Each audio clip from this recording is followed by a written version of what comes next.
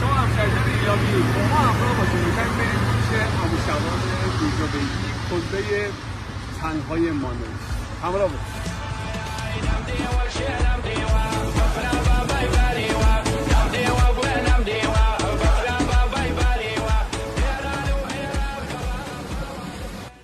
ببینید چه زحمتی کشیده عمو شبان برای اینجا پلکانی کردن اینجا.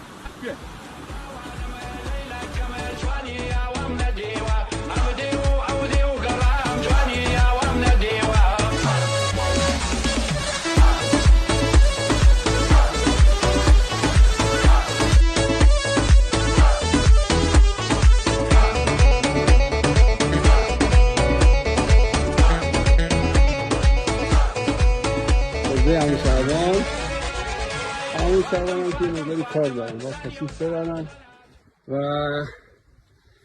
کلبه به این زیبایی خیلی زیباست. تقریبا شاید میشه یه 10-15 نفری توش جا میشه. حتما امکانات خوبی هم داره.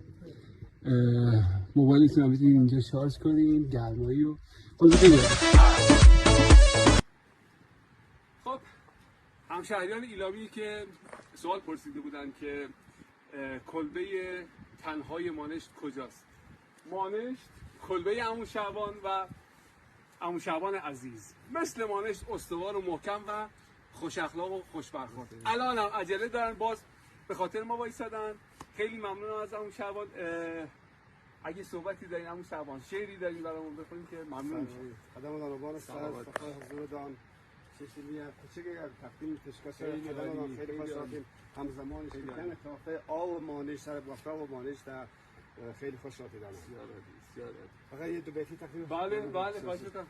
دوست یک دوسته که قدر دوست بزانه بزانه کی و دم دوسته کی گیانه مال هو نیرم هگیان ما نظر دوست فشال منیش به آشتانیه شعبانه فشال منیش به آشتانیه شعبانه. تقدیمتان.